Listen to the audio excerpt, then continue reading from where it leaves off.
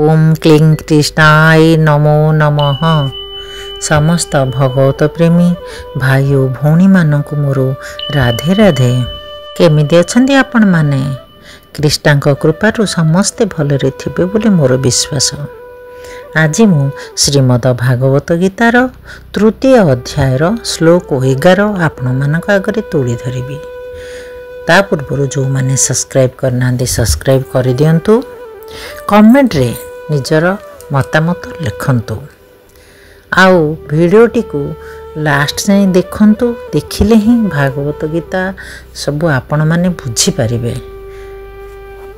भागवत गीता श्लोक सुनिबा पूर्वरु बा उपक्रमणिका विषय रे किछ आमे जानिबा। ए भौतिक जगत वास्तव जगतर एक छाया अटे। छाया रे वास्तवता न थाए, किंतु छायारू आम्भे माने बुझी पारिबा जे एक वास्तव जगत अछि। मरुभूमि रे जल न थाए, किंतु सेठारे देखा जाउथिबा मरीचिकारू जणा जाए जे जल नामक एक वस्तु अछि। भौतिक जगत रे सुख रूपक जल नाही, किंतु प्रकृत सुख रूपक जल चित जगत रे अछि। किपरि आम्भे माने चित जगत रे प्रवेश करिबा से कथा भगवान निम्न श्लोक रे कहउछंती।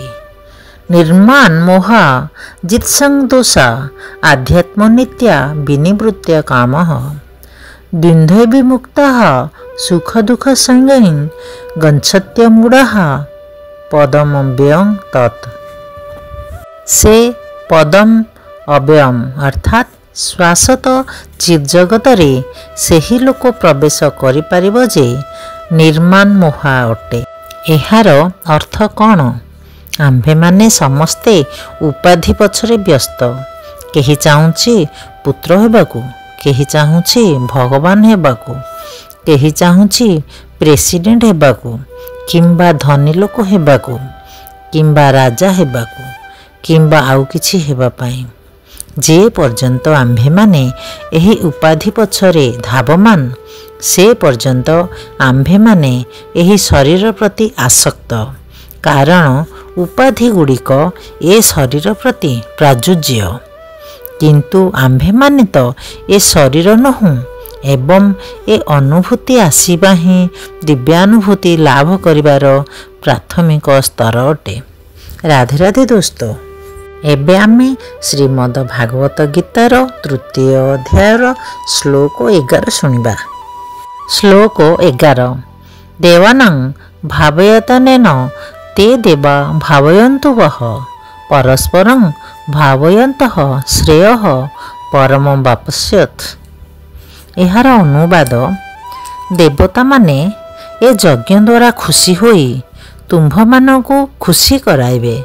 एहीपरि भावरे परस्पर को खुशी कराइबा द्वारा समस्ते साधारण समृद्धि लाभ करिवे। एहार भावार्थ ए भौतिक जगतर परिचालना निमित्त देवता मानकु क्षमता दिया जाई अछि। जीवर शरीर और आत्मा को रक्षा करिबा निमित्त जेउ वायु आलोक जल एवं अन्य जहा सबु दरकार ताहा जोगाइबाकू विभिन्न देवता मानकू दायित्व दिया जाइअछि। एमाने हेउछंती असंख्य एवं एमाने परम पुरुष भगवानकर विराट शरीरर विभिन्न अंग प्रत्यंग सदृश्य। मानव मानकर यज्ञ कर्म उपरे से मानकर संतोष और असंतोष निर्भर करे। एपरि केतेक यज्ञ अछि जहा केतेक निर्दिष्ट देवता मानंको संतुष्ट करिबाकू करा जाए, किंतु ए सब सत्वे भगवान विष्णु समस्त यज्ञ रे प्रधान यज्ञ पुरुष रूपे पूजित हुवंती। कारण विष्णु हेउछंती समस्त यज्ञर फलर भोक्ता। भगवत गीता रे कुहा जाइछि जे स्वयं कृष्ण हेउछंती समस्त यज्ञर फलर भोक्ता। भोक्तारं यज्ञंत पशम। ତେଣୁ ସମସ୍ତ ଯଜ୍ଞାନୁଷ୍ଠାନର ପ୍ରଧାନ ଉଦ୍ଦେଶ୍ୟ ହେଲା ଯଜ୍ଞପତିଙ୍କର ସନ୍ତୋଷ ବିଧାନ।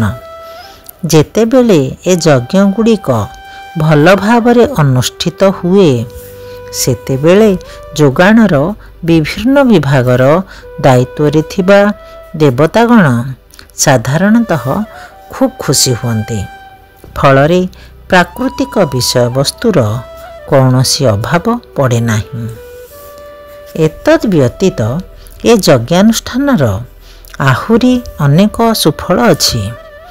ପରିଣାମରେ ଏହା ବ୍ୟକ୍ତିକୁ ଭୌତିକ ବନ୍ଧନରୁ ମୁକ୍ତ କରେ।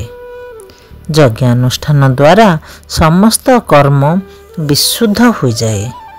ବେଦରେ କୁହାଯାଇଛି, ଆହାର ଶୁଦ୍ଧୋ ସତ୍ତ୍ୱ ଶୁଦ୍ଧି ସତ୍ତ୍ୱଶୁଦ୍ଧୋ ଧ୍ରୁବା ସ୍ମୃତି ସ୍ମୃତିଲମ୍ବେ ସର୍ବଗ୍ରନ୍ଥିନାଂ ବୀର ପ୍ରମୁଖ୍ୟ। ବର୍ତ୍ତମାନ ପରବର୍ତ୍ତୀ ଶ୍ଲୋକରେ କୁହାଯିବ ଯେ ଯଜ୍ଞାନୁଷ୍ଠାନ ଦ୍ୱାରା ବ୍ୟକ୍ତିର ଖାଦ୍ୟ ଶୁଦ୍ଧ ହୁଏ ଏବଂ ଶୁଦ୍ଧ ଆହାର କଲେ ବ୍ୟକ୍ତିର ସ୍ଥିତି ବିଶୁଦ୍ଧ ହୁଏ।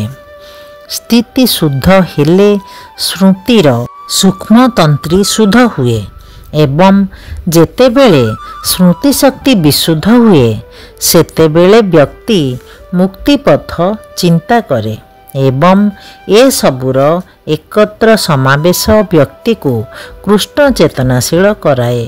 ଏହା ହିଁ ହେଉଛି ଆଧୁନିକ ସମାଜର ମହାନ ଆବଶ୍ୟକତା। ରାଧେ ରାଧେ ଦୋସ୍ତ। ଏବେ ଆମେ ଏହାର ପର ଭିଡ଼ିଓରେ ଶ୍ଲୋକ 12 ଶୁଣିବା। ଏବେ ମୁଁ ରହୁଛି। ରାଧେ ରାଧେ।